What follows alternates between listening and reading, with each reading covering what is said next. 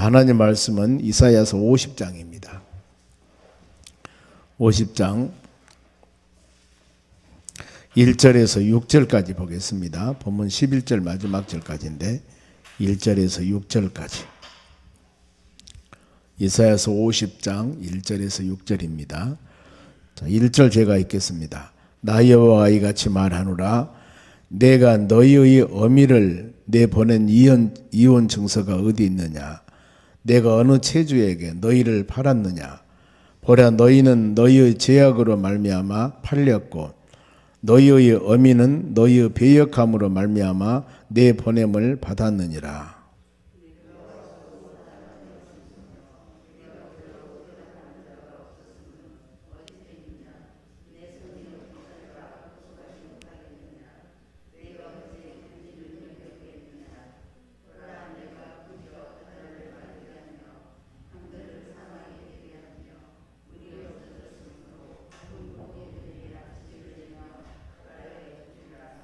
내가 흑암으로 하늘을 입히며 굵은 배로 덮느니라.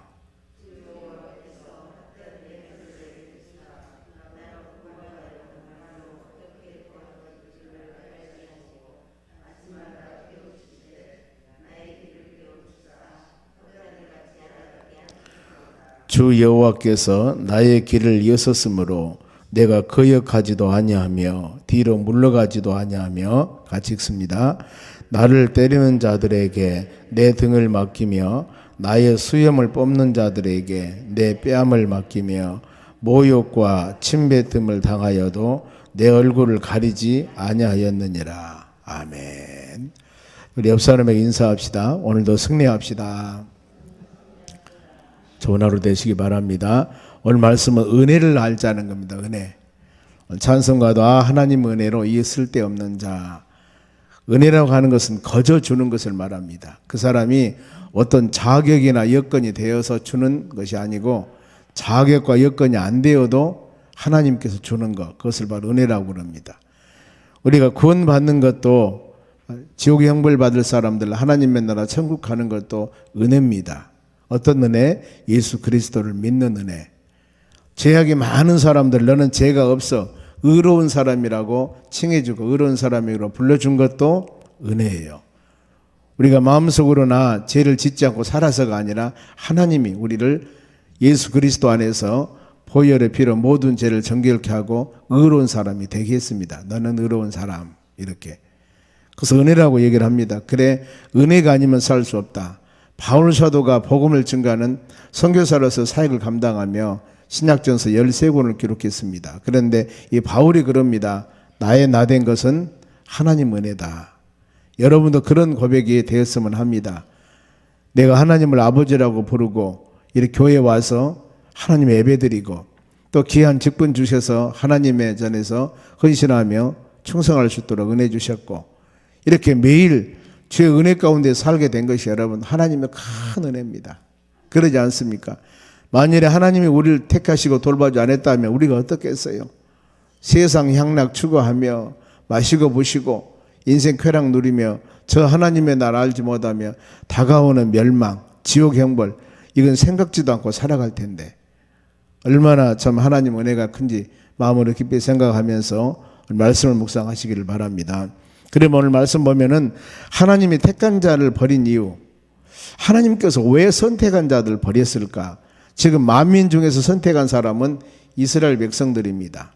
전에는 아브라함을 믿음의 조상으로 택해서 이삭, 야곱, 요셉 쭉 이렇게 믿음 생활하다가 요셉이가 결국에 가나안 땅에 살면서 이 살기가 너무 힘들었으나 물론 요셉은 애굽으로 팔려갔고 야곱이 너무나 살기 어려워서 요셉이 가나안 이 애굽 나라가 풍부하니까 먹을 것이 부유한 나라니까 거기 가서 먹을 거 구하러 갔던데 가서 보니까 팔았던 요셉이 바로 왕이 총리가 되어 있는 것이에요. 총리, 나라의 총리.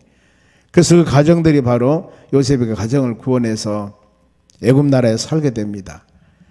430년 동안 애굽 생활하다가 은혜로서 바로 출애굽하면서 믿음으로 살게 되는 하나님 은혜 모든 것들. 그러면서 출애굽하는 과정에서 이제 너희는 가족 제도로 사는 족장 제도가 아니라 너는 이제 내가 나라를 세울 것이다. 나라. 하나님이 그래서 출애굽기 19장 5절 6절 말씀이 그겁니다. 너는 거룩한 백성, 택하신 내 나라. 거룩한 백성. 이제 너는 나라야, 나라. 그러면서 20장에 십계명을 주는 겁니다. 법이 있어야 되지 않겠습니까? 그런 쭉 하나님께서 연결되는 그런 부분이 있습니다만은 하나님 왜 하나님을 선택한 백성으로 택했을까? 이 부분들입니다. 그러면은 하나님을 선택했으면은 하나님이 끝까지 책임져 주시고 돌보시고 인도하시죠. 그런데 말씀대로 순종하지 않고 자로나오나 치우쳤을 때도 하나님이 돌보시는가? 하나님 관심은 끝까지 갑니다. 그러나 말씀대로 순종하지 아니할 때는 하나님이 징계하는 거예요. 왜? 사랑하는 내 자녀이기 때문에. 또 하나님의 뜻대로 살아야 되기 때문에 곁길로 가면 그 길로 가지 말라고 하나님이 책망하는 겁니다. 그러면 하나님이 택한 우리를 왜 버렸을까? 그래서 1절 그 말씀이 바로 설명이 됩니다. 1절 봅니다. 나 여호와가 이같이 말하노라. 내가 너희의 어미를 내 보낸 이혼 정서가 어디 있느냐. 내가 너희 어미는 지금 유다 하나님을 선택한 백성들을 말해요. 그런데 왜 내가 너희를 버려서 멀리서 이혼 증서를 준 줄 아느냐. 또 내가 체주에게 빚을 준 사람에게 체주에게 너희를 팔았겠느냐. 내가 너희를 버렸겠느냐. 하나님이 그런 겁니다. 내가 선택한 너 백성들인데 내가 이혼 증서를 써서 너를 보내겠느냐. 또 이 돈 빌린 사람에게 내 자식들을 내가 팔겠느냐. 절대 난 그렇게 하지 않는다. 즉 하나님이 택한 이스라엘 백성들이 지금 하나님을 등지고 세상을 바로 즐거워하며 자로나오나 치우쳤을 때 지금 이 말씀하는 겁니다. 그 이유가 분명히 나옵니다. 이는 밑에 나오죠. 이는 너희의 죄악으로 말미암아 팔렸고 너희가 팔린 것은 죄 때문이다. 그리고 어미는 너희 어미의 배역함으로 말미암아 내 보냄을 되었다. 배역함, 하나님을 등졌다 그 말입니다. 하나님을 등지고 너희들이 바로 하나님을 버리고 떠난 것이고 그래서 이혼 정서가 되듯이 멀리 떠난 것이다. 나와 멀리 떠난 것은 내가 너를 떠나게 한 것은 너희들이 좀 떠난 것이다. 바로 그러면서 너희들 죄 때문에 너와 나 사이의 관계가 멀어진 겁니다. 모든 원인 제공은 우리에게 있습니다. 즉 하나님의 선택한 유다 이스라엘 백성들이에요. 하나님은 절대 그들을 버리지 않습니다. 이것을 우리의 신앙을 한번 조명을 해본다면은 하나님과 우리의 관계거든요. 보면은 하나님은 끝까지 선택한 여러분들을 돌보시고 인도하시고 보호하고 계십니다. 예수님께서도 마태복음 마지막에 28장 20절에 내가 세상 끝날까지 너와 함께 한다고 그랬습니다. 졸지도 아니하시고 주무시도 아니하시고 지키신다. 너의 출입을 지금부터 영원까지 지키신다. 하나님의 약속의 말씀이 이 부분들이. 그럼 왜 하나님 우리를 안 지키십니까? 내가 왜 어렵고 힘들게 삽니까? 그 원인은 우리에게 있어요. 하나님은 절대 잘못이 없습니다. 그래 그 말씀하는 거예요.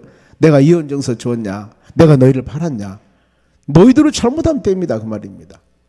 이걸 깨달으라는 겁니다. 그러면은 바로 택한 이스라엘 백성들의 잘못한 제약이 어떤 상태인가? 하나님 말씀 2절 말씀 보세요. 내가 왔어도 사람이 없어요. 이 말은 뭐냐면은 내가 너희들에게 갔는데 너희들이 나를 받아들이지 않았다.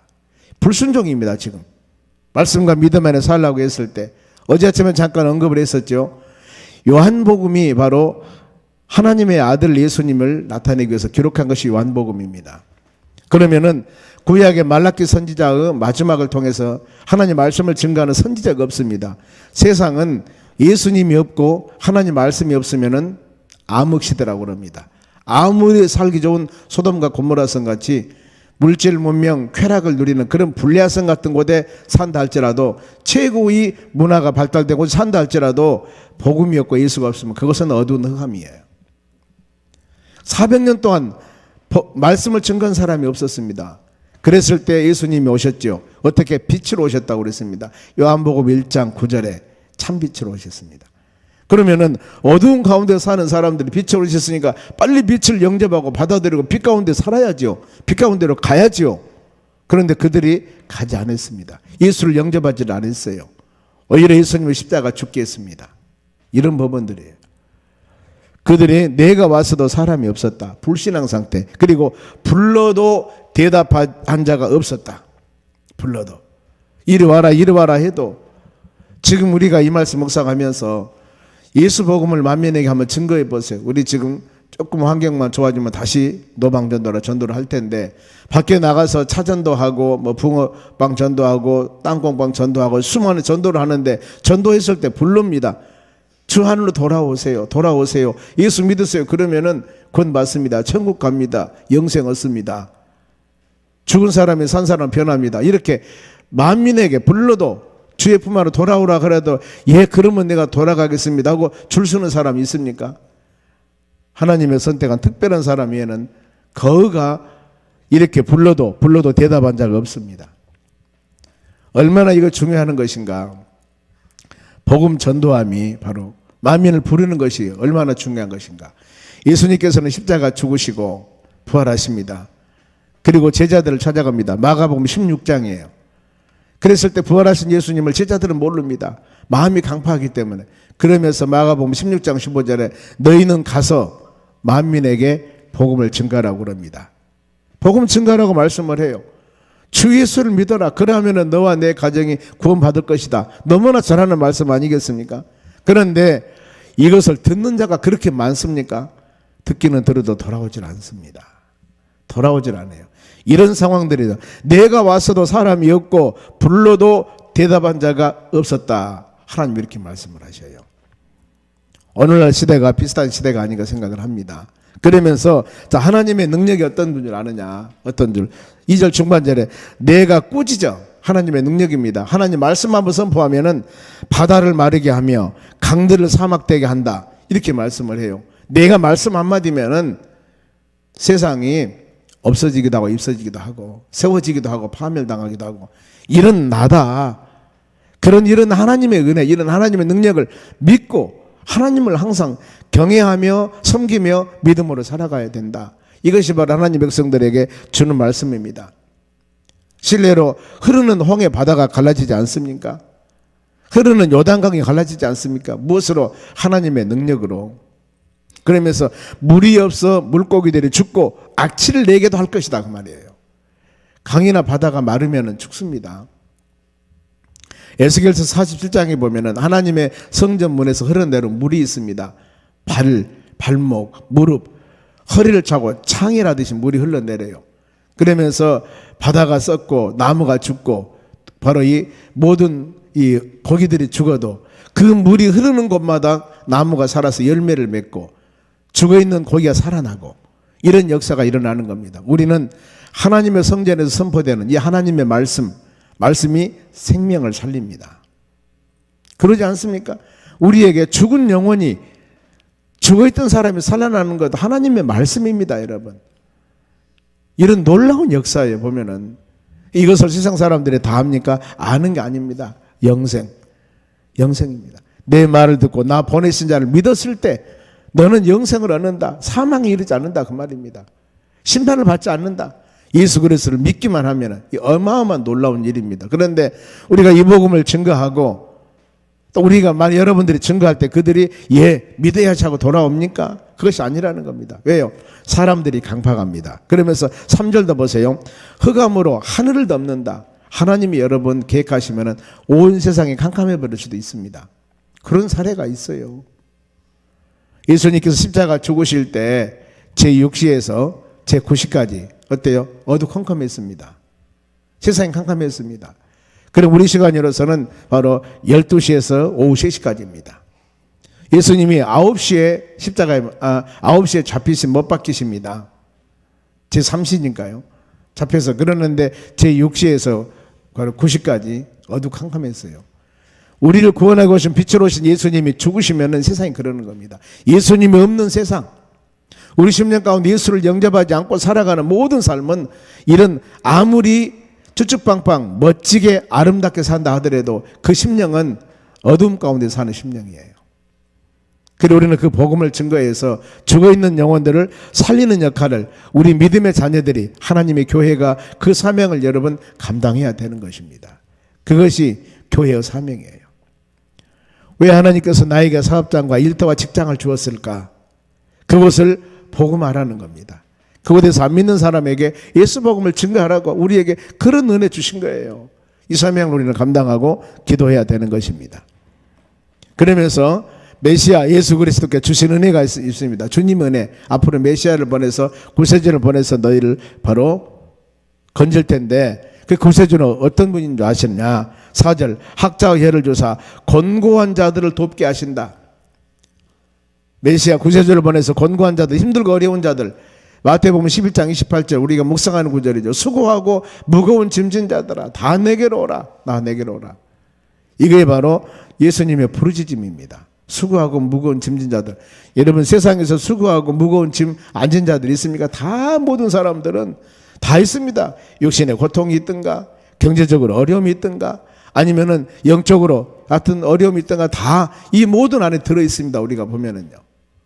다 있어요. 이 세상은 영적인 바로 전쟁의 세상이기 때문에 완전하지는 못됩니다. 하나님의 나라 천국에 가야만이 완전할 수가 있습니다.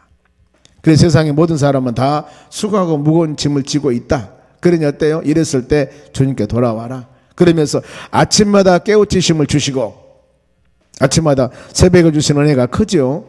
성경에 보면 새벽에 일어난 일이 참 많습니다. 홍해바다가 갈라지는 것, 여리고성이 무너지는 것, 예수님이 부활하신 것 모두 다 새벽에 이루어졌습니다. 시편에도 그래도 새벽을 깨우리라, 새벽을 깨우리라. 우리는 새벽을 깨우는 믿음의 용사가 되었기 때문에 꾸준히 하나님 이 사명 이 잘 지키도록 도와주시라고 여러분 기도하시기 바랍니다. 얼마나 이 새벽 기도가 중요합니까? 여러 가지 해석이 있겠습니다만 하루 일과를 시작하시면서 여러분 하나님께 말씀 묵상하며 살아간 삶이 얼마나 아름다운 삶이에요. 예수님께서도 습관을 쫓아 새벽에 기도하셨어요. 우리가 이런 말씀 묵상하면서 그래 신앙 안에 사는 것이 신앙의 힘 이것이 그리고 세상 유혹이나 세상 모든 방법을 이겨나가는 것이 바로 새벽에 나와 기도하고 하나님 말씀 묵상하며 그 힘으로 성령의 힘으로 하나님 주신 힘으로 세상 유혹을 물리치며 예수 그리스도 안에서 빛이 되고 소금이 되어 하나님의 선한 뜻을 이루어 나갈 수 있는 신앙이 바로 이겁니다. 그러면서 길을 바로 깨우쳐서 알게 하셨다. 누가? 모든 것들 우리 하나님께서 성령의 은혜 주셔서 우리 알게 하신 것도 하나님 은혜입니다. 여러분 하나님 말씀을 듣는데도 이해도 안 되고 하나님 말씀을 듣는데도 깨달음이 없고 여러분 이럴 수도 있습니다. 그랬을 때 기도하셔야 됩니다. 하나님 듣는 길을 허락해 주세요. 듣는 길. 하나님 말씀을 들을 때 깨달음을 주시고 하나님 말씀으로 받을 수 있는 은혜를 주시라고 기도하셔야 되는 겁니다. 바로 왜냐하면 깨닫게 하는 것은 성령의 역사입니다. 하나님의 성령의 역사. 내가 아무리 잘 깨달으려고 해도 안 되는 겁니다.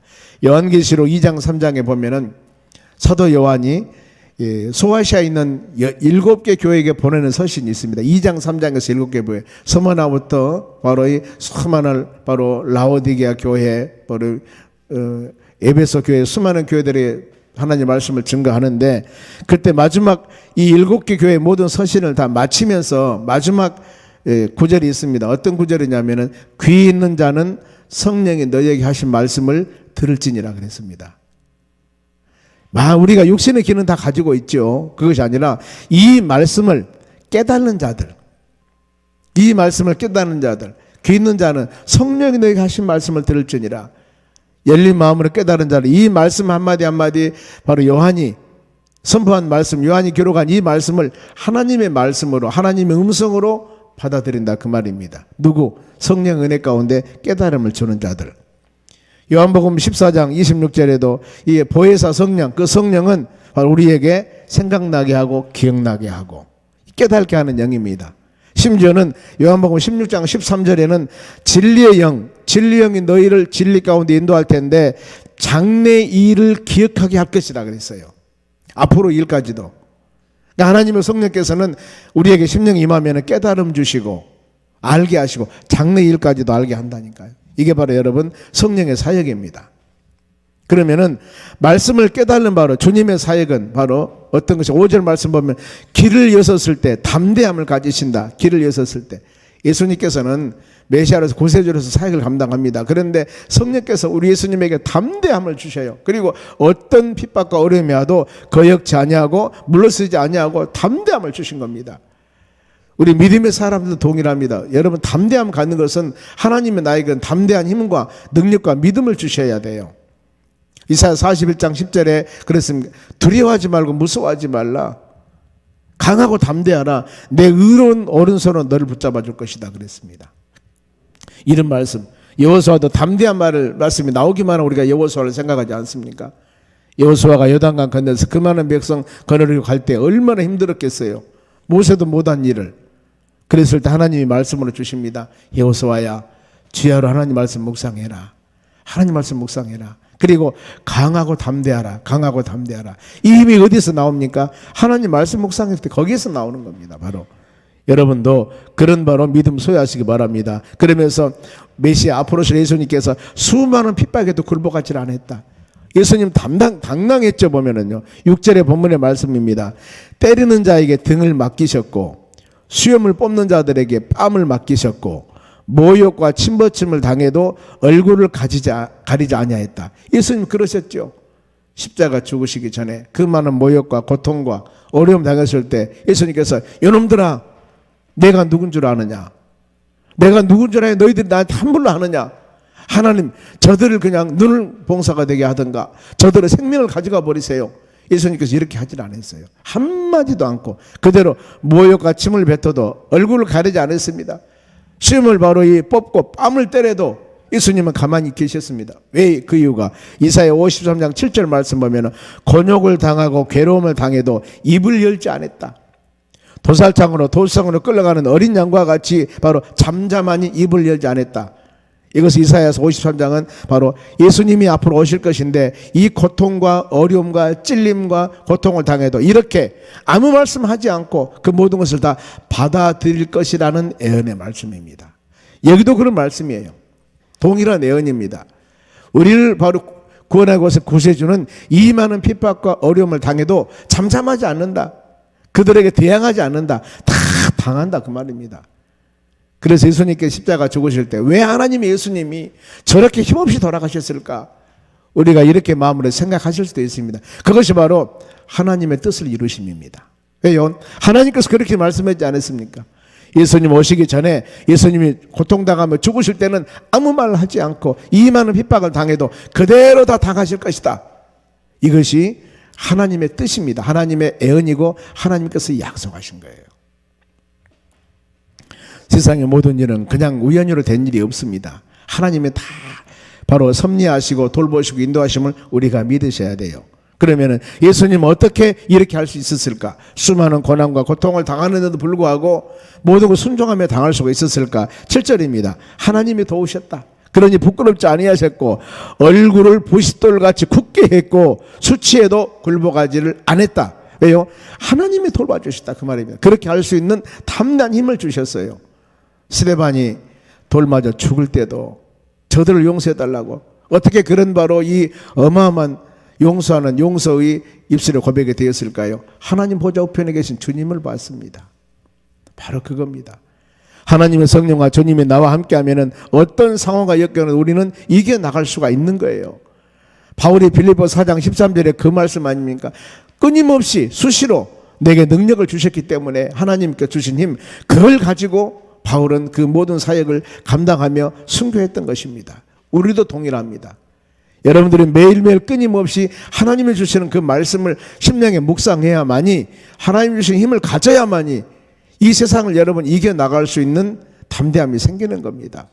날이 갈수록 달이 갈수록 세상의 미혹과 유혹은 강합니다. 마귀 역사도 강해져요. 이것을 이겨나가려면 어떻겠습니까? 더 강한 하나님의 능력을 도우심 받으면서 믿음으로 우리가 승리해 나가야 될 줄로 믿습니다. 그러면서 8절 보세요. 의롭다고 하나님의 의로운 하나님이 우리에게 함께 계십니다. 그러니 나와 다툴 자, 대적할 자가 없고 정죄할 자도 없고 그들을 좀이나 옷같이 해진다 그 말입니다. 하나님이 전부 우리를 바로 의롭게 하시고 다툴 자 없게 대적을 막아주시고 정죄할 없도록 해주신다 그 말입니다. 하나님께서 이 말씀은 로마서 8장에 보면 쭉 기록합니다. 로마서 8장 31절의 말씀 보면 누가 너희를 대적하여 누가 너희를 정죄하여 누가 너희를 고발할 것이요 의롭다고 하신 분이 하나님이신데 그러면서 환난과 핍박과 공고와 모든 어떤 상황이 있다 할지라도 하나님의 사랑에서 끊을 수가 없느니라. 바울 사도가 이렇게 말씀을 해요. 하나님이 로마 교인들에게 이렇게 너희들을 사랑한다. 그러니 의롭다고 하신 하나님께서 바로 인침을 주셨기 때문에 담대하게 세상을 그 하나님 의지하고 믿음으로 나가라 그 말입니다. 우리를 구원하시고 십자가 죽으시고 고통당하신 예수님께서도 전부 다 이와 같이 하나님이 주시는 힘과 능력으로 성부 하나님이 주신 힘으로 다 이겨나가고 그 모든 고난을 그 말씀대로 다 이루었다 그 말입니다. 예수님께 힘을 주셔서 또 바울 사도에게 힘을 주어서 귀한 사역 감당하신 하나님, 성부 하나님, 그 하나님께서는 여러분들에게 우리에게도 동일한 힘을 주셔서 하루하루 일과 살아가는데 넉넉히 이겨나갈 수 있는 힘을 주실 줄 믿습니다. 그래서 우리가 마지막으로 할 일입니다. 우리가 어떤 일을 해야 되는가? 10절 말씀 봅니다. 하나님을 경외하고 하나님 말씀을 청정하고 하나님을 의지해라. 딱 이겁니다. 하나님을 경외하고 10절 하나님 말씀을 청정하고 하나님을 의지해라. 그러나 11절 악인들의 길은 불을 피우고 횃불을 바로 둘러띈 자들과 같이 불 가운데 걸어가며 너희가 피운 횃불 가운데 걸어가며 너희가 고통 있는 곳에 이르게 할 것이다. 악인들은 마지막 어때요? 멸망당한다 그 말입니다. 우리 삶은 오직 하나님 의지하고 하나님 경외하고 말씀 순종하며 하나님 의지하고 믿음으로 살아가라. 그래야 하면은 우리의 삶은 반드시 승리하는 삶, 바로 아름다운 열매를 맺는 믿음의 삶으로 인도해 주신다는 겁니다. 오늘 아침 이 새벽에 이 말씀 묵상하면서 오늘 하루도 이렇게 살아가기를 원하며 혹시라도 우리의 삶이 하나님과 관계가 멀어지거나 하나님 관계를 바로 등지거나 그러면 절대 안 된다는 겁니다. 오직 하나님 의지하고 믿음 안에서 살아가는 승리하는 하루가 되시기를 주의 이름으로 축원합니다. 기도하겠습니다. 하나님